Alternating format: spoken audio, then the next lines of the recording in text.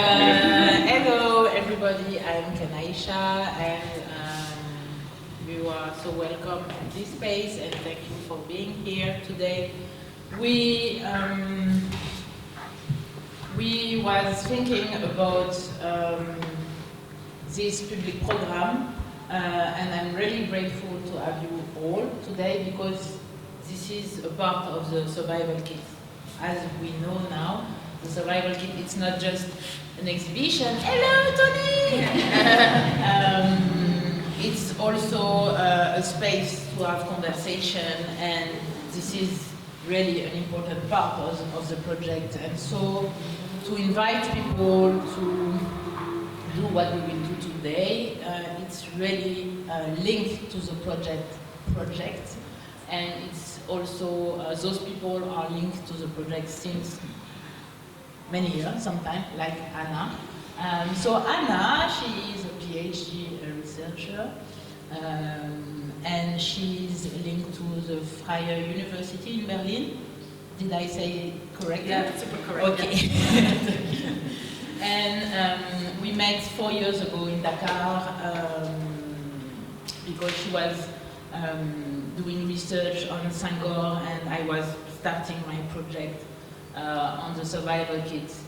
And we start to have discussion with disagreement, and so it was really interesting also because of that, and we became friends, and this conversation never ended, if I can say. It was a 4 years conversation, and every time she came back to Dakar, every time we continue, and we share also new knowledge about what we discover, and it was really interesting also to confront all of this narrative we discover in Senegal, for me, and also for Anna in Berlin, and vice versa. So I'm really happy to have you today, and thanks to IFA to make it possible. So it will be the first intervention, and you have the microphone. Thank you. Maybe you can,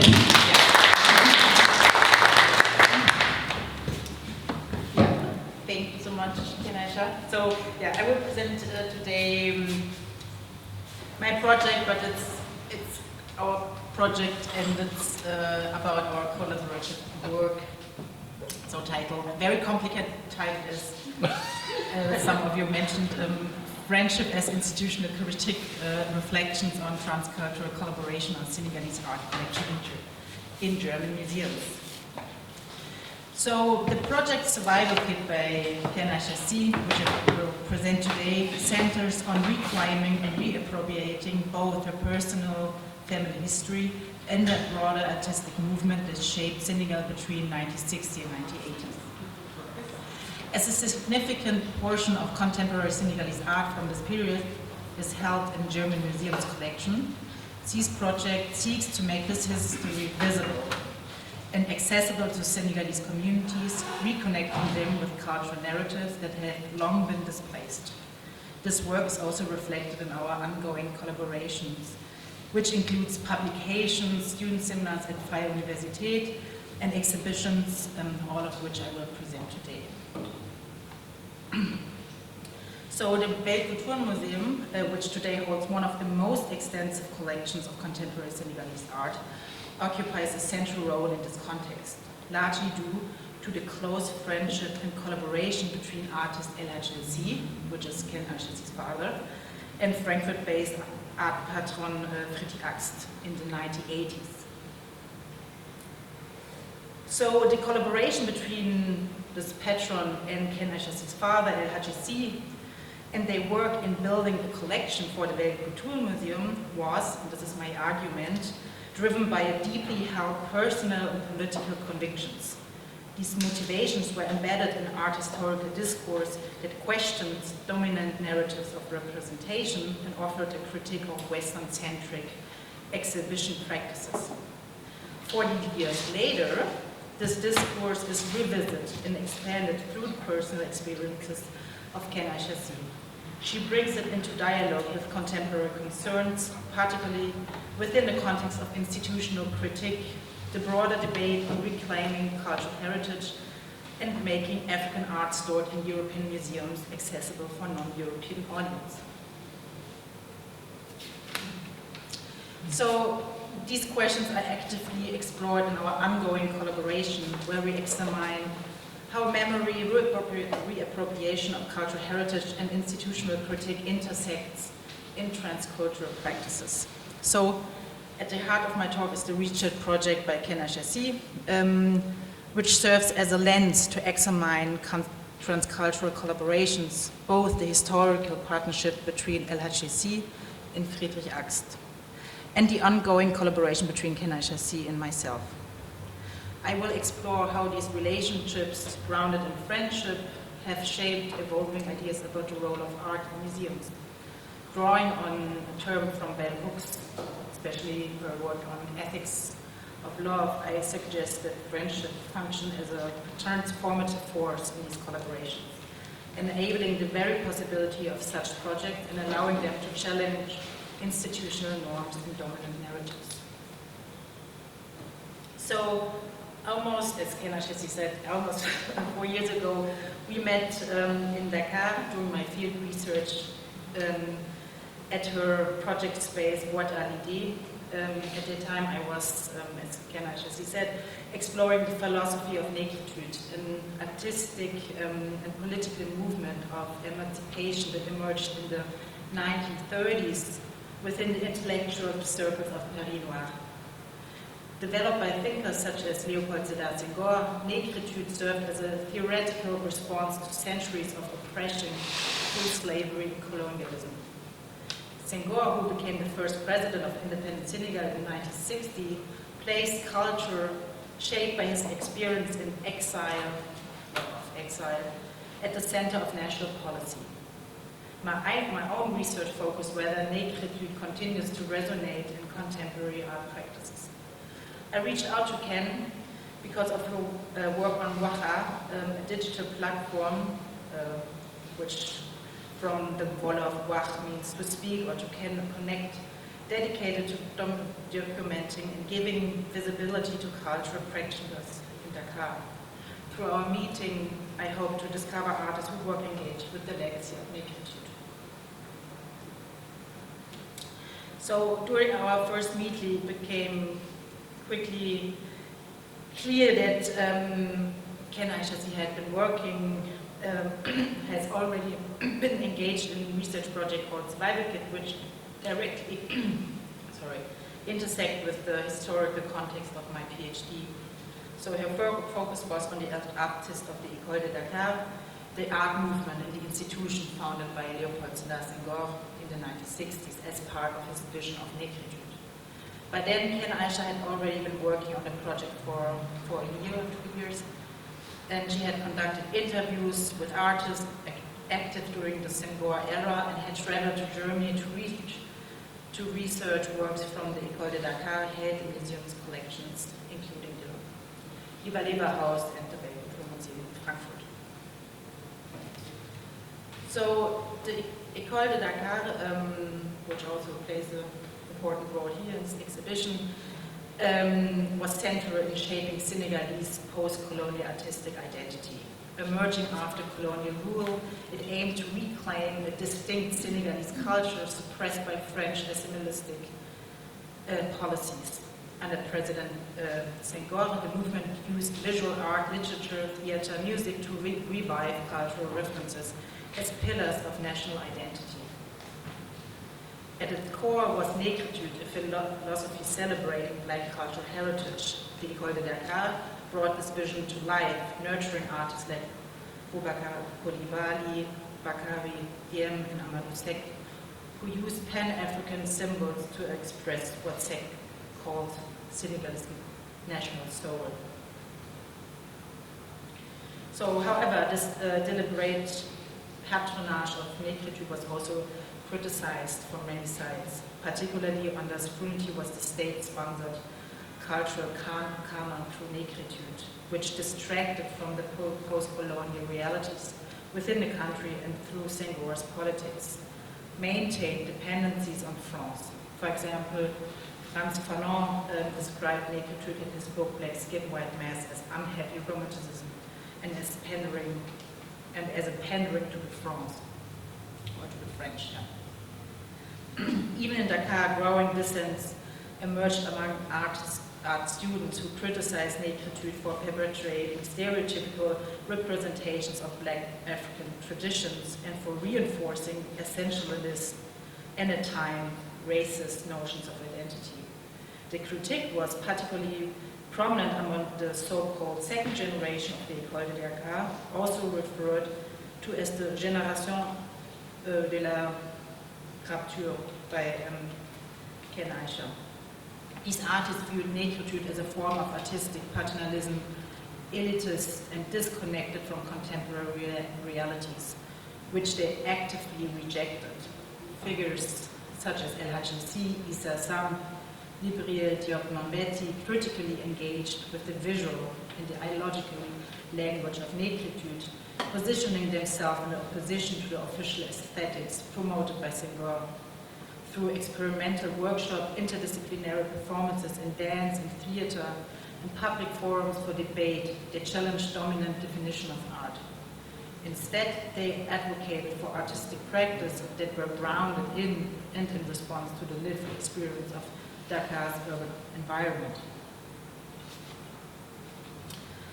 So one of these artists, Aicha Sy, was especially familiar to me because he had a major retrospective at the Weltkulturmuseum in Frankfurt am Main.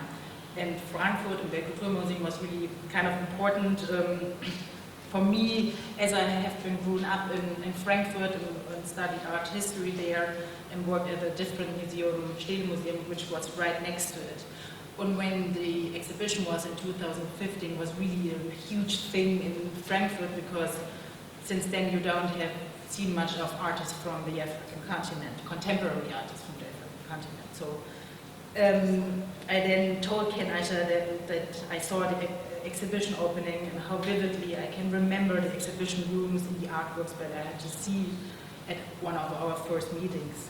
So we then talked about his painting, how he used unconventional materials like used rice sacks and butcher paper as painting surfaces, and how he painted not with brushes, but with his feet.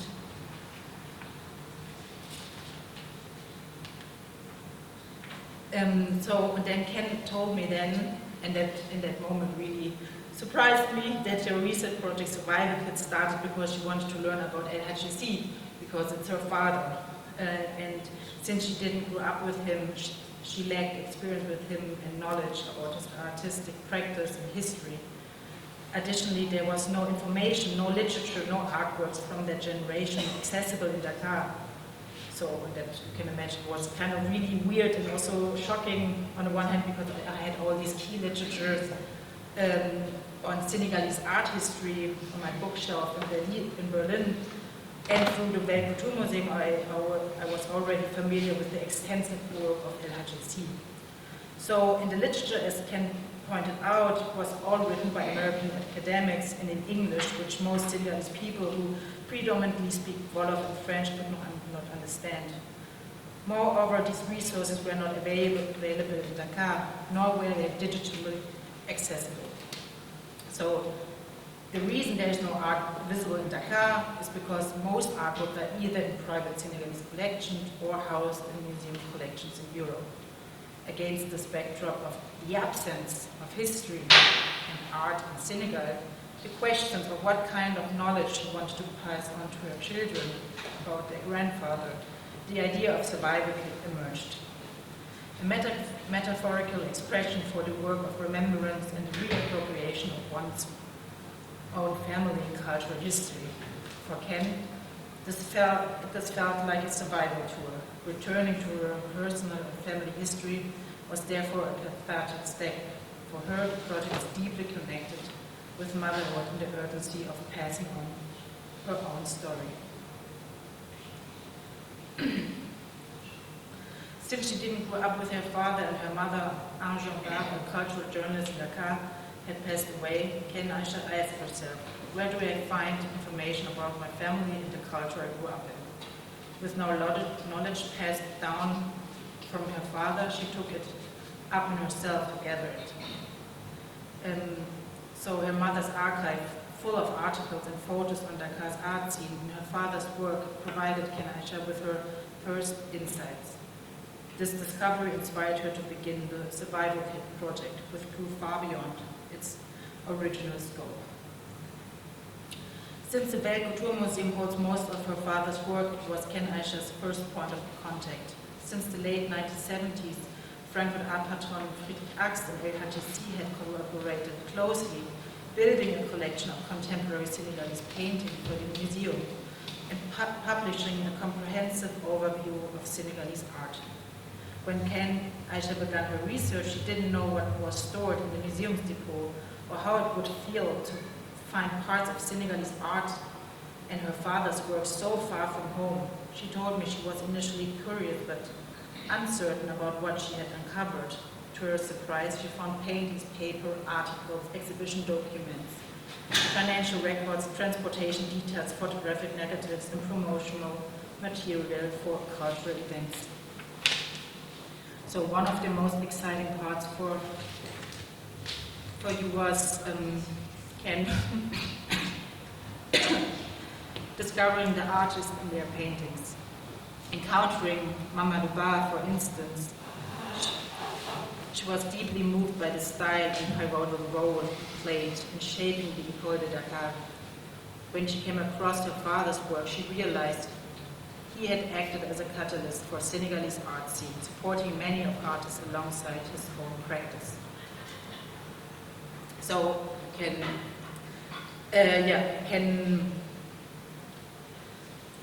imagine how it is to be so far from home, being in this in the storage rooms, in this depots, and finding all these paintings, all these amazing stuff, and being supervised by different people who tell you how you behave. No? And you told me all these, being in these dark rooms with handling with gloves on, specific coded behavior.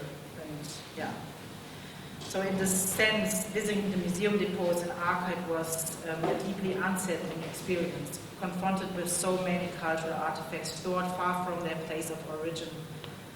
Couldn't help but ask only why they are here, but also why their restorative standards in this museum create this distance between her and these paintings. These experiences stirred a mix of emotions, sadness, frustration, and quite anger, as you told me. You began to question not only the location of these works, but also your own role and responsibility in relation to them.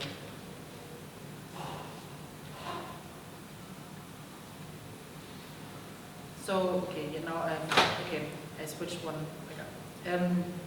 So, you told me then it was shocking for you,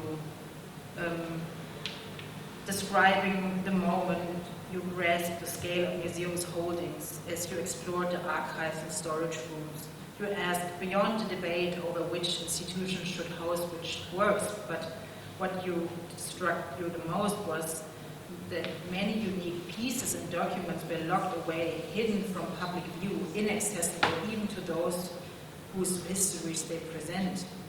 Speaking with you and following your research journey, it made clear to me that the question of accessibility lies at the heart of your work, and that your journey is profoundly personal. The emotional weight of having to travel so far to access fragments of your own cultural and family past had led me to reflect on the dislocation of heritage. This absence is not abstract, it becomes tangible in places like Frankfurt, which I can call my home. Yet, the history of Senegalese painting collections at the Belle Culture Museum is not one of this colonial looting. Rather, it marks the first acquisition of contemporary African art by African curator Anna Helfer Sy, Ken Aicha's father, a story I will explore further. But still, your project Survival Kit is a powerful engagement with memory, access, and narrative sovereignty. It is not just about recovering artworks, but also about reclaiming the right to tell one's own story from within. So, however, when Friedrich Axt and Anna Helfer Sy began assembling the Belle Culture Museum collection in the 1980s, questions of access or the absence of African heritage on the continent itself were not central concerns. Today, they are impossible to ignore. Can I add something on that? Yeah, of course. Give me the opportunity. Yes. I think what Sy and Axe tried to do at this moment was not to build a collection for the museum. It was to build a book, and we don't have it here, or maybe we have, I don't know, but the first anthology of Senegalese contemporary art. So the spirit was, we want to create a book, and so we will fix this contemporary art history in the, I mean, it was a gift to the world. Yeah. I think it was not, in my understanding, a way for them to create a collection for the museum. But the museum was the one who gives the money for the book. Yeah. And with that, and so la contrepartie, it was to create an exhibition and so to have a collection. Yeah. But I think it's important to just you're right. I will explain it a little bit soon. Yeah, that was really at the center, the publication, and then the collection that come kind of with, not with the publication, but as a side effect. And yes. So but you're right. So when Anna Helfer Sy and Friedrich Axe met in 1978 at the opening of Helfer Sy's exhibition Peinture de Helfer Sy at the Gallery 39 of the Institut Français in Dakar, the future of their collaboration was still uncertain.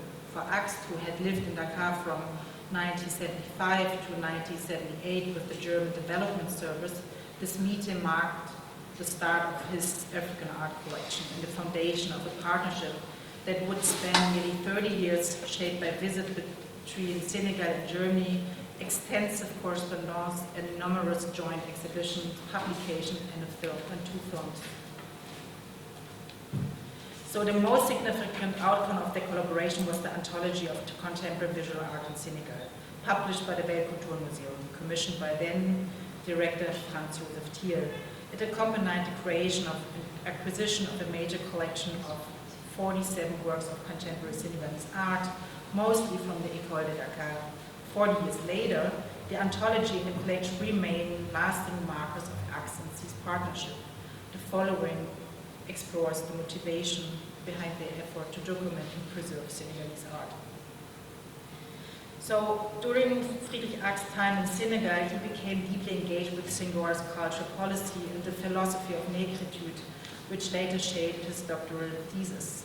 In Dakar, he attended numerous exhibitions at the Musée Dynamique, for example, featuring Afro-Brazilian art, contemporary Senegalese artists like Anna Helfer Sy, and European figures such as Picasso, Solange, and others. By contrast, modern African art was nearly absent from the West German art scene at that time. The so-called global turn in the arts meant to shift the perspective beyond Eurocentrism was still far from realized. African art in Europe and North America was still largely viewed through an ethnographic lens rather than as contemporary art. Art historical discourse and museums practices of that time reinforced this view, emphasizing cultural otherness and marginalization of non-Western artists. A key example of cultural hierarchies in art was MoMA's 1984 exhibition Primitivism in 20th Century Art, which juxtaposed works by Matisse and Picasso with so-called tribal art, framing non-Western culture as primitive.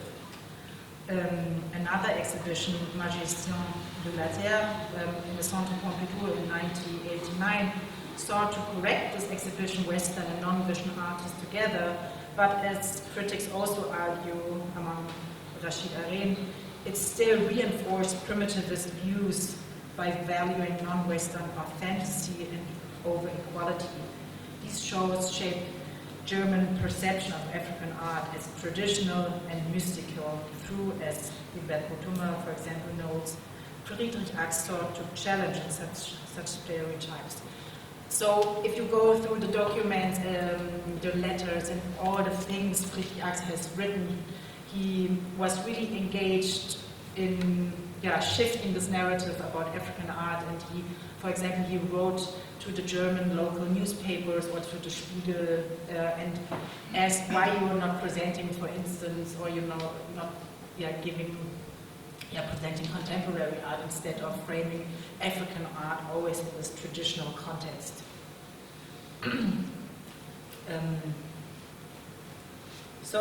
With the anthology, Ax and Sy sought to challenge biases about African art and write Senegalese art history from a Senegalese perspective. The volume includes text from Dakar-based artists and foreword by Senghor. This is notable since Anna Helfer, as I said earlier, opposed Senghor's Négritude style, yet Senghor's role was crucial in shaping Senegalese art institution before culture policy shifted under Abdou Diouf.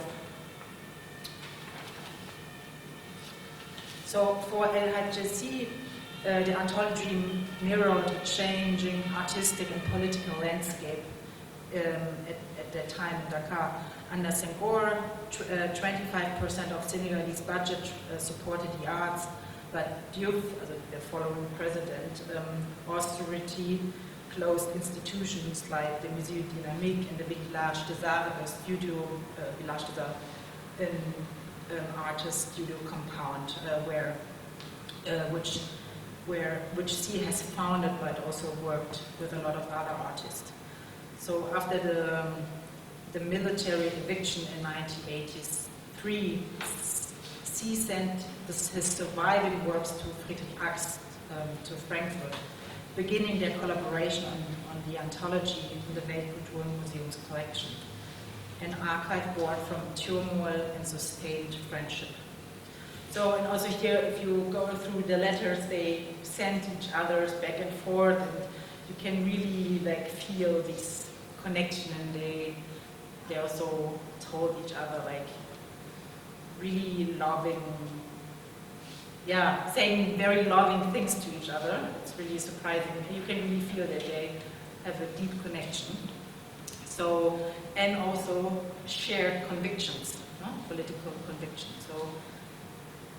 I found this really interesting. What they had back then, and what they did, and how they built this anthology, and then also these collections, and they really had this political convictions and shared values. And then I was thinking about Ken Aicha Sy and what we're doing, as women, also coming from Dakar and Frankfurt, in a way. Doing also things we not only do because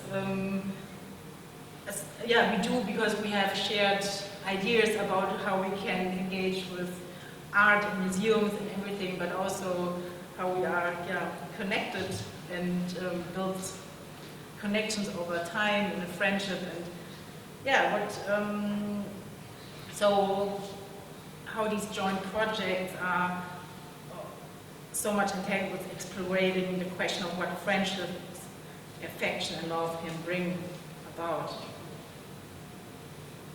And this was the presentation in Hamburg, and I was with students discussing this notion of collaboration and friendship, and they gave me a really nice insight. So I started this whole thing of thinking about friendship and collaborations and transculturally.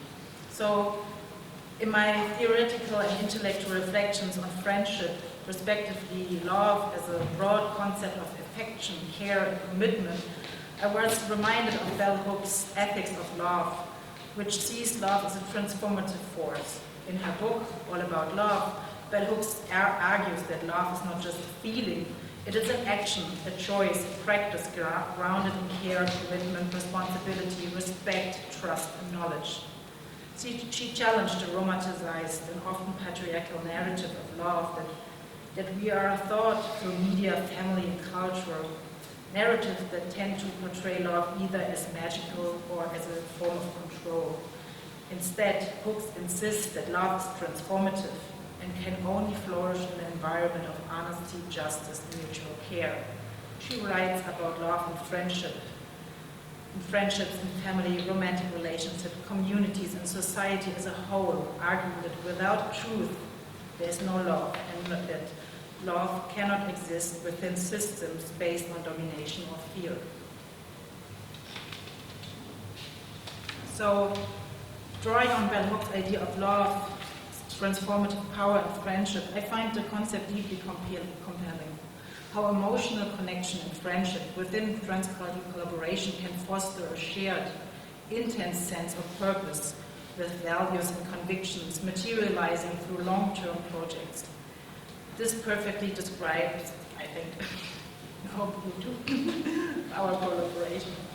Because I generally like and trust you. Yeah, yes, because I love you, Ken Aicha. And I feel a responsibility towards you, and I'm deeply committed to your well-being and the success of our joint work. Together we strive to realize shared values centered on transcultural art history and equitably, or access to art. So, but unlike Axe and Sy in the 1980s, whose focus on a different discourse on challenging primitive stereotypes, Ken Aicha and I engage with critiques raised by the institutional critique and the broader restitution debate, addressing the ongoing institutional and discursive power imbalances that continue to shape art from the African continent. Concretely speaking, this means shared research and dialogue have led us to view restitution not merely as a return of object, but as a broader critique of museums, epistemologies, and a call to restore memory, narrative, and agency to the communities from which art emerged. Inspired by thinkers like Sartre and Savoy, we argue for a rethinking of the museum as a site of relational, ethical, political responsibility that must include Afrocentristic perspectives and challenge historical power imbalances. So, and you put it really clearly, we need to involve more people in shaping museums' content and stop isolating objects. Otherwise, the museum risks becoming an outdated witness to a regrettable past. Isn't it time to add an Afrocentric perspective to these issues that directly concerns us? This refers in particular to the effect that collections of modern and contemporary Senegalese art, such in those museums like the Tour Museum, often have little to no detailed knowledge about artworks they hold due to the sheer size and complexity of their inventories. Regis will also talk about it. There is often a lack of information about the work's history, their aesthetic context, and the social condition in which they were created. Can you encounter this during your visits? And I experienced the same when I was visiting the deposed this year with my students. This issue has far less to do with the dedication or goodwill of individual curators who support towards both Ken Aicha and myself, but far more to do with the broader institutional architecture that sustains inequality, the chronic scarcity of researchers, the persistence of exclusionary gatekeeping, and above all, the enduring reality of, as you all know, new colonial order. Today, this order operates under degrees of global capitalism, an economy in which artworks circulate freely across borders, while the artists and communities who produce them remain constrained by the politics of immobility. So visa restrictions, and you know all of this. So this experience has profoundly shaped our conversation and collaborations, compelling us to reflect on how artworks might be connected with the communities and histories from which they emerge. Together we have sought concrete ways to breathe new life into these pieces, restoring not only their visibility but also their relevance, agency, and social resonance within the present. So in 2023, while I was working on a public program for a research project called Reconnecting Object, Epistemic Plurality and Transformative Practice in and Beyond Museums, an initiative in linking universities and museums in Senegal, Cameroon, South Africa and Germany and the UK. Can you present a survival kit as a work in progress at the Inform Museum in Dakar, drawing on your research at the Kultur Museum and in the Ivaleva House? You exhibited photographs, prints of the artworks you discovered there. Although your initiative intention was to show the originals, financial, legal, and insurance barriers made this impossible. Our discussion around the exhibition raised the central question: how can we convey the meaning and context of artworks when the original remain inaccessible? And what does this very inaccessibility reveal about the enduring structures of institutional power? So, I quote you, when I choose to exhibit only prints of the original works, that too is a form of saying something, a subtle message. I don't have the right to do this exhibition. They do not grant me the right to present. The archive, which encompasses the cultural heritage of Senegal, is a powerful instrument tied to political power. Those who cannot afford to buy back, the archive therefore holds power. Since I do not have the means to purchase it, I instead exhibit prints to present this cultural heritage. So, after the exhibition, we published 2 interviews, one in the Taz and another in an English language journal, on how museums remain shaped by Western norms of custodial and restoration. Restitution, as I tried to argue earlier, expands institutional critique by confronting ongoing colonial hierarchies between the global North and South. Survival Kit adds to this discourse as an act of remembrance, challenging the museum's exclusivity and calling for a renewed access and reconnection with cultural heritage. So I quote you again. In a sense, you say, we first have to understand why encountering your cultural heritage is so important, why we need places to meet our history, culture, and epistemologies. Especially countries with colonial histories must have access to their past. Only by connecting with the past can a society shape its future and profoundly influence the consciousness and perspective of its people.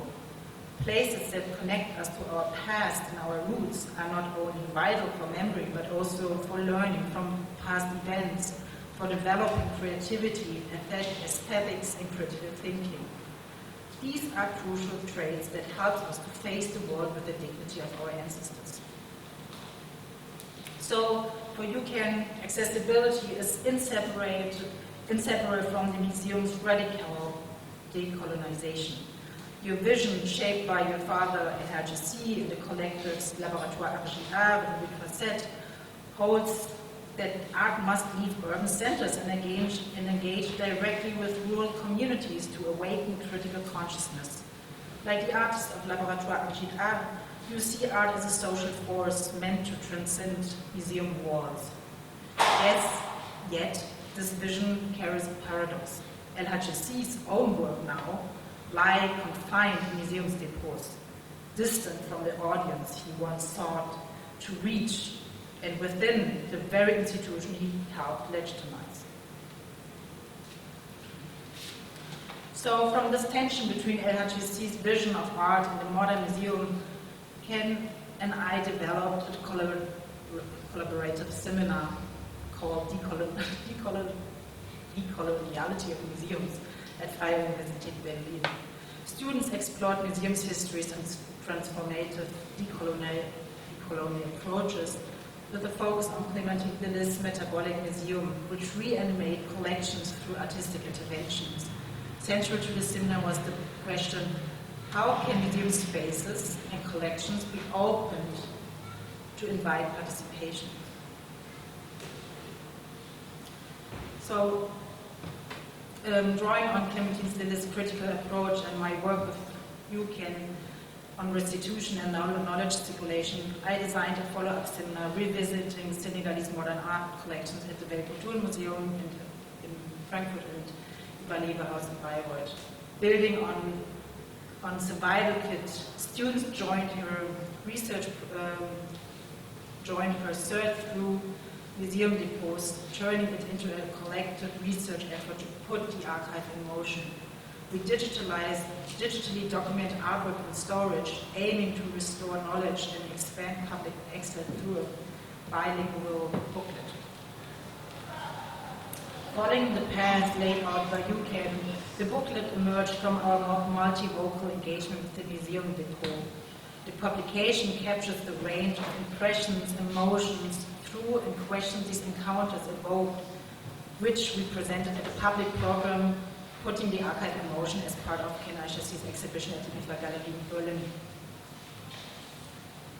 So at the public program of the IFA exhibition in Berlin, the students shared their experience at the depot, starting in May in Frankfurt this year. Our visit to the Weltkulturmuseum sparked strong emotions. How could something so bulky store something as fragile as multicolored reverse glass painting? Asked Angelina, one of the students, reacting to the stark contrast between the cold industrial setting and the delicate artworks inside. Another student, Maya, described arriving through a freight elevator into a hidden basement where the Senegalese collection sat behind pass-coded protection doors. Despite the sterile space, the art resonated. A worldwide of emotion came up, said Chidima. Amadou Ba's human-sized painting immediately jumped into my eyes, and a smile came up on my face. For a moment, the art transcended the sterility of its surrounding. Yet this intimacy was fraught. In Acrobat Nixo sur la Lune, Amadou Ba depicts a figure arching over a yellow moon on a vivid orange background. Dressed in a patterned green outfit with blue and red motifs, the acrobat appears mid-leaf, bold color contrast, orange, brown, and beige. Structured the canvas while minimal facial detail draws focus to the motion and the pattern. Clara, another student, noted the strangeness of being so close to pieces clearly not meant to be locked away, while Zoe added, I feel almost like a threat to them. At Vallebaus in June, the setting, a former bank, amplified themes of control and value. Quote, the metaphor of the archive as a bank lingers, said Alex. Access remained limited. We could look, but only under specific conditions. Zoe observed. Students questioned who these works are for. Many European viewers won't understand the hybrid languages, Frieda said. The environment itself reinforces distance. These archives are not placed for human bodies, noted Antonia. And yet, moments of connection emerged. I felt a real emotional connection Leah shared, recalling the intimacy of standing before works studied in my entire study program. I photographed many of them, especially to show my mom. As Christianti summed up, the 48 Senegalese pieces in this climate control room may present fragments of a vibrant history, but as long as they remain locked away, they cannot speak.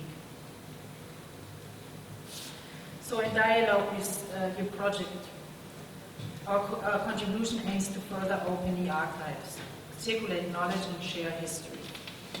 To the end, we compiled and described most of the Senegalese artwork held in the Weltkulturmuseum's collection, including short biographies of the artist.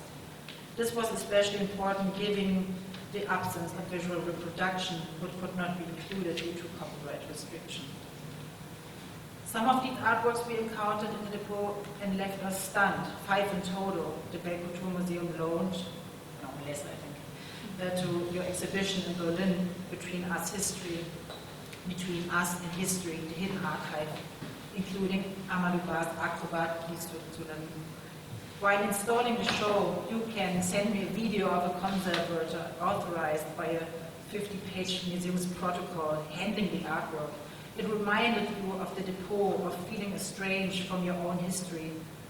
You had hoped to hang the bar painting near a window, but was told sunlight could damage it.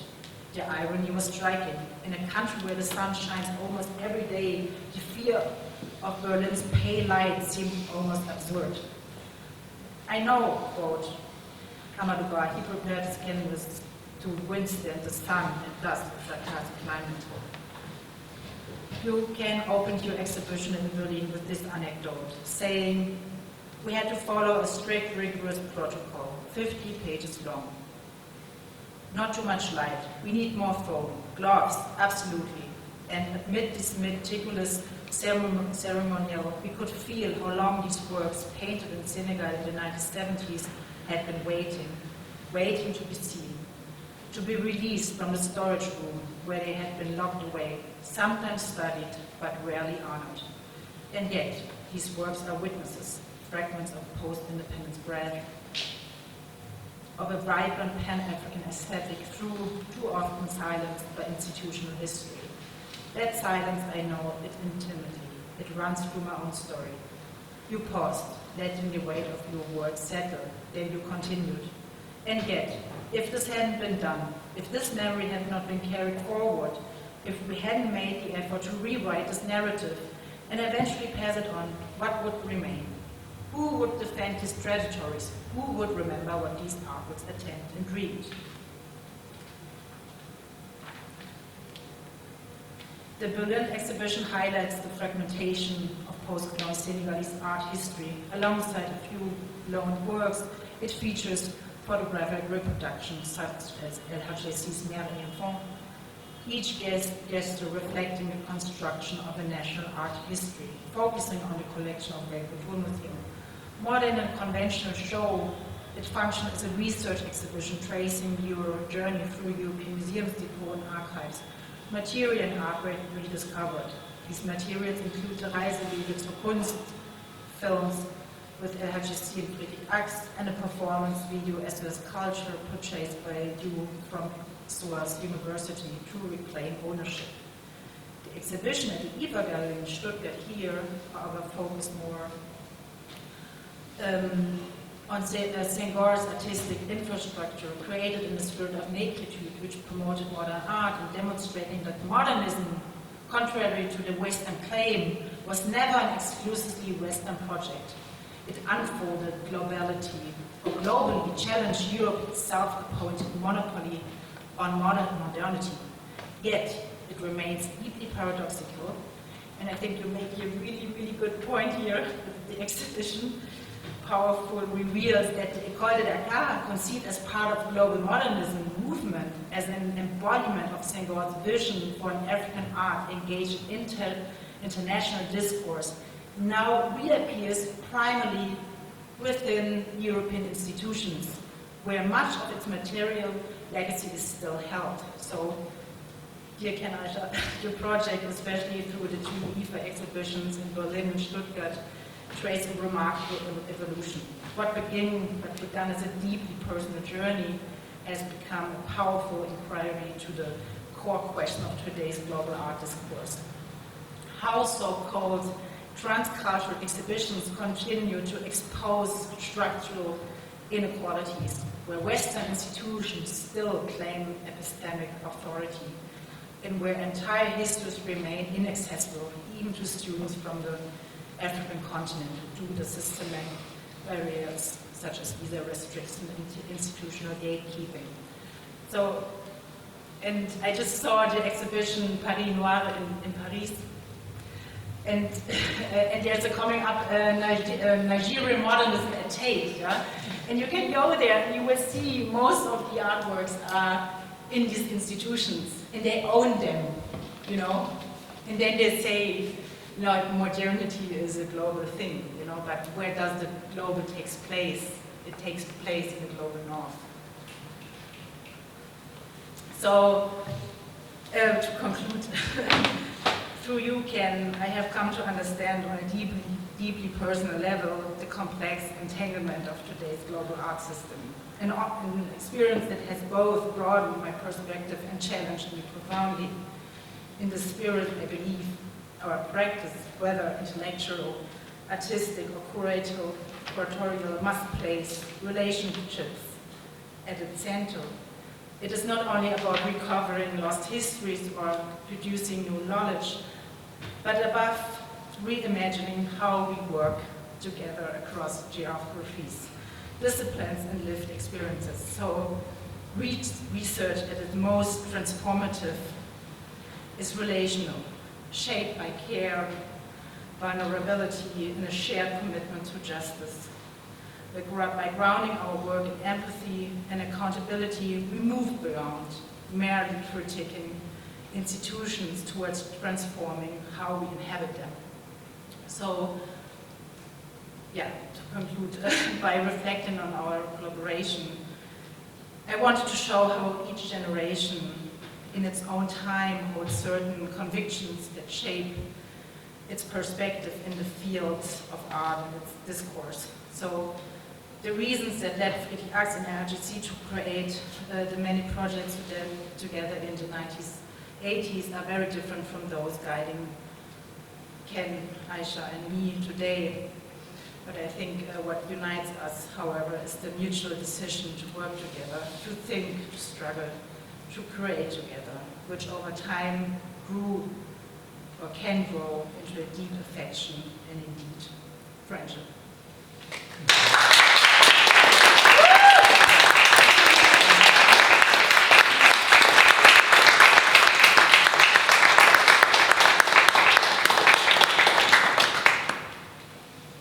Wow.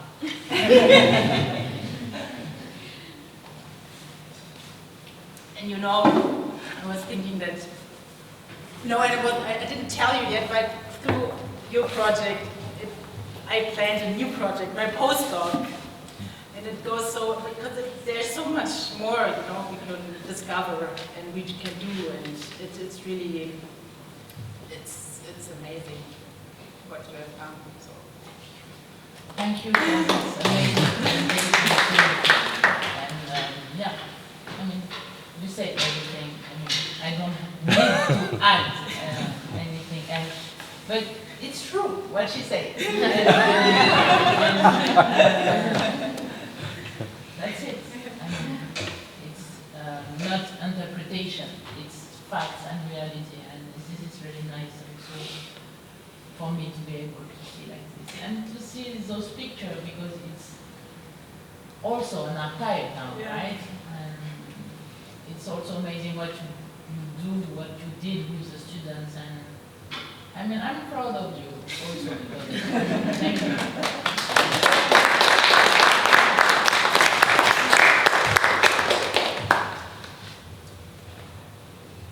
If you want to address to Anna any question, I think it's maybe the moment, or to add whatever you think. It's also yeah, I would really be curious. So exchange a bit, and if you want to drink or eat something, it's also here for you guys. So feel free to move. We can move. Yeah, okay. Yeah, we can move. I just have a question. Yeah. We started this conversation yesterday. First, thank you for this really, really wonderful and touching presentation. And I was wondering, maybe you can explain a bit how the universities embrace this kind of work you're doing. How are you able to place the subjects? Are you free within the seminars, or maybe you make different experiences within different universities? Yeah. So and maybe to add also the program will close. I mean, they want to close the program. Yeah, yeah. So, I mean, it's also not really important to say. Yeah, yeah. Yeah, they want to close. They want to cancel the African art department. So no, but I think the idea of friendship and how emotions and friendship and care can be a political force. I think it's too vogue right now. As a sort, it's not really scientific. Huh? So I get a lot of I don't know. So, I don't know the word. Gegenwind. So yeah, for then they say, yeah, but friendship, it's not really scientific, so you have to blah blah blah. So I really try to frame that then when I talk with my supervisor or when I'm more in official roles, that I try to frame it a little bit differently, but I think also I try to combine it as okay, this is something what happened in research, but then it's also a reflection of a certain artistic discourse. I mean, it's also large scientific facts, like facts, it's also reconstructed. But I think connecting to what we were talking about yesterday, that I think we have to try, especially women, to find the rooms to have money and time to just do our things secretly and then come out with it. But we need the time to go through these thoughts, and then they will try ways strategically to do our things. And in the seminars, for example, I'm really free and I can do what I want. And we published some. The things we published, okay, we didn't talk so much about friendship, but we also can address our critical thinking through that. So I think there are ways, but as you know, always try to balance and act. Let's see what the kids will say about us in 20 years. Because they are also like témoins. What we are doing. Because Anna, she came in Dakar with the family, right? And it was not one time, it was 4 or 5 times. So our family are really also connected. It's not just about research. It's about life, how we want to live. I have a question. I mean, I don't know, you think when are people going to keep on like watching and not trying to fight for art, till when are we going to keep on watching how they are cutting funds and how they are really silencing a lot of work? And I feel like institutions are the system, and people are just following the system and not really trying to fight for it. So I don't know, I feel like it's taking a lot of time actually for people to move. You mean? Like, to resist it. Yes, it's an ongoing struggle, But what do you mean? So, like when it comes to these kind of exhibitions or art, like cutting the funds and or closing the program, what are we gonna do? I mean, maybe I feel like why is it like the art community is so divided and separated? Like, I mean, you cannot fight it alone. I cannot fight it alone. So we have to connect more. We have to work together. But I mean, it's a huge thing, and we talk a lot also about it that you come from Dakar, which they so a different infrastructure of money and giving money and hope, but also through the space, through the lack of infrastructure and money, also so many creative things evolve. And that's something I think we are doing right now, learning more, acting, in a very precarious situation, but acting more creative in terms of, how can we do things without money, and how can we work more closely, and how can we connect more. And so I think that's something I witnessed among young students also, and it's a changing field also. And you can also say it's very privileged that we had for a long time so much money. I mean, this is the point. The students in Dakar or in Kinshasa, they are without painting sometimes, without.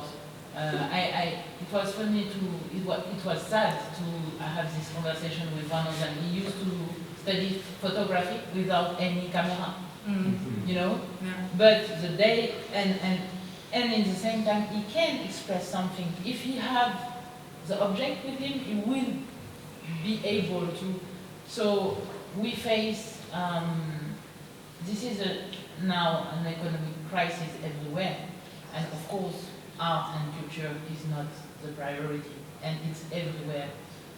But we are not just desperate. We are also creative people, and we also love what we are doing. And so this is a good energy to build and create network and new idea to do stuff, right? I mean, we IFA have less budget than past years. In Dakar, it's the same. I am running a gallery with also cuttings, but we are still fighting.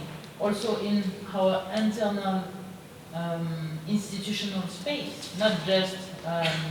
I mean, Resist is also a good example of that, and I think all of us in the room we are all trying to resist and build stuff, and sometimes, you know, in the pain, in this difficult time, we create also amazing things, and I think we need to be focusing on that, and to not be just in this like, okay, we don't have that, but we have something, and the network, what we share now, is more important than money, because it can create many kind of, you know, collaboration, and I think it's about that. And yeah. The students at Fire University, they start petition, and they send it to me in Dakar. So many people in Senegal were signing the petition for Freie University in Berlin. I mean, you know, and I don't say it will save the program, but we are spreading also those words and issue and yeah. I mean, we need to find a solution, right? Because I want to continue to do art, and I think you too, maybe, no? So.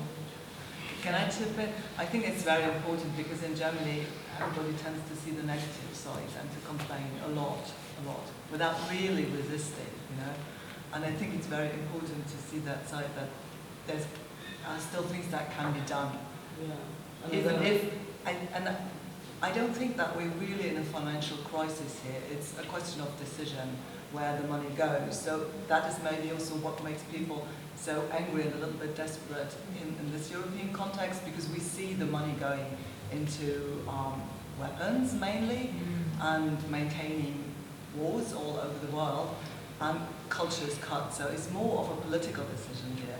And that makes the question of how do we navigate that and how do we fight it.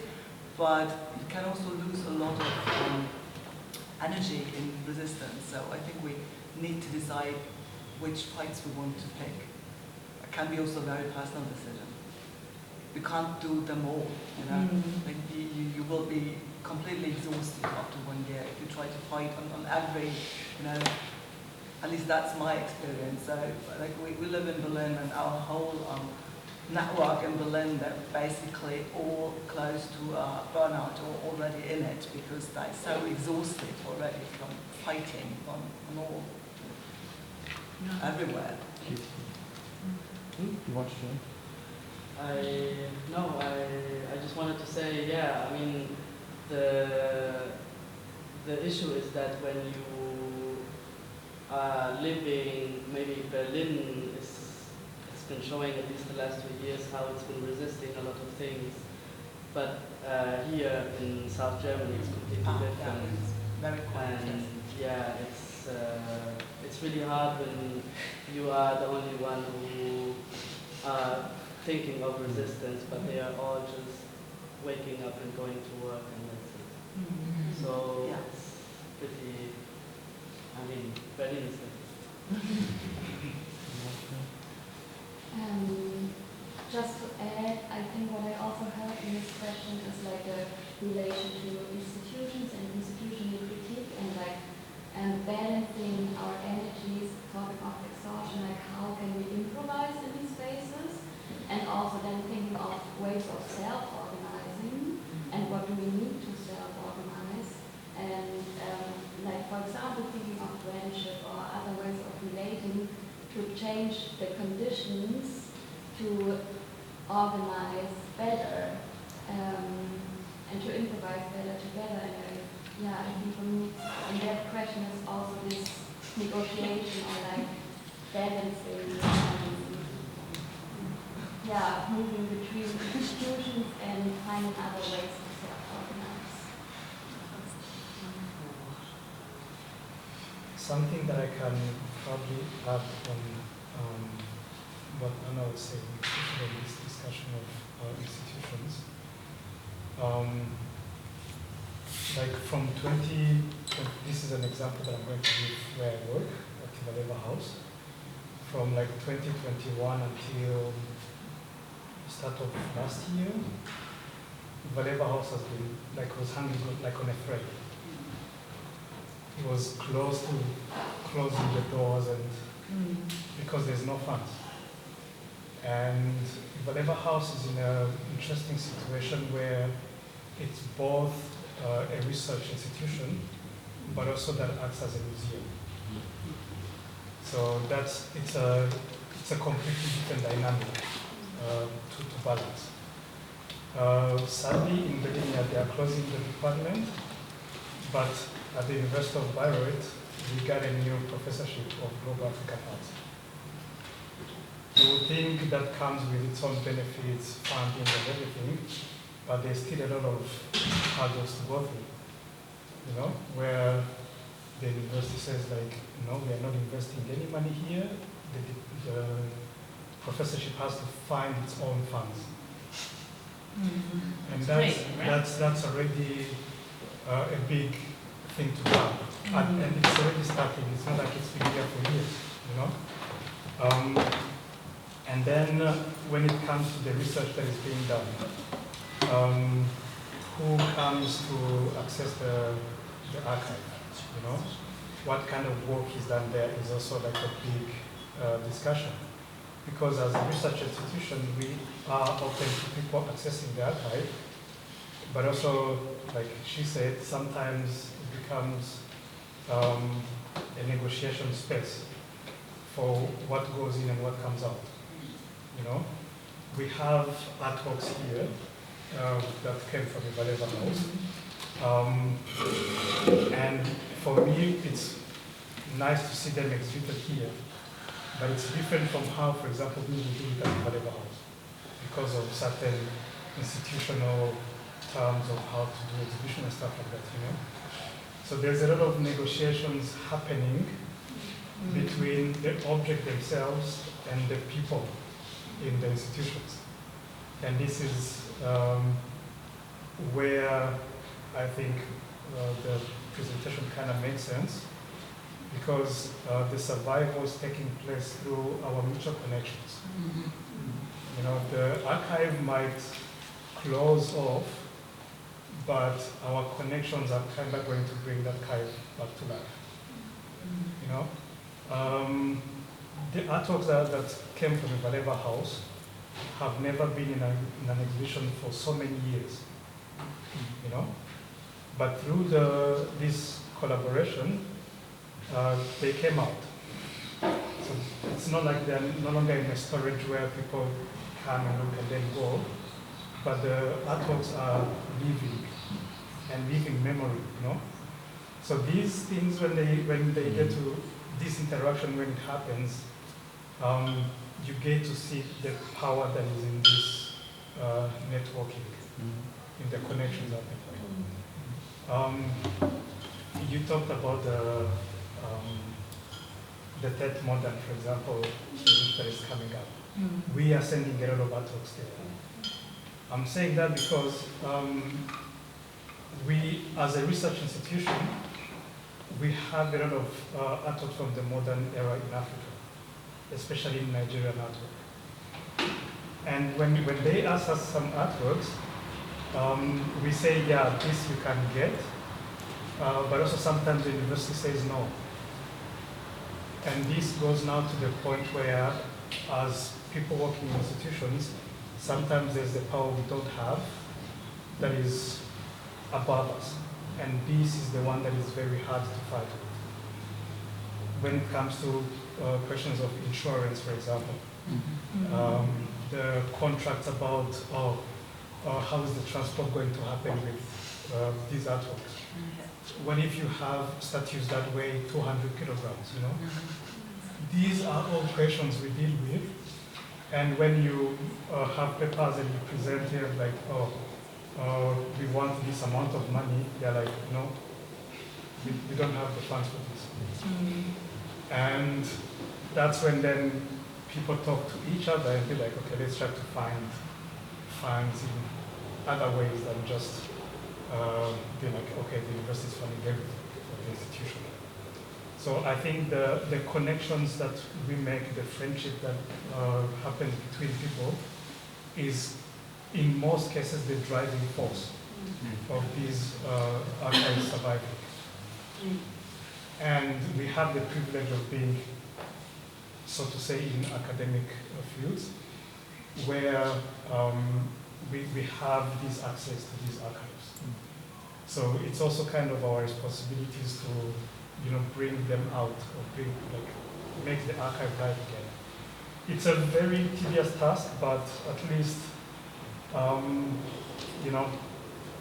step by step it can change. But it starts with these small conversations that we have, informal or formal, but also the connections we create. I think it's very crucial when it comes to making the archive survive, so to say. Thank you.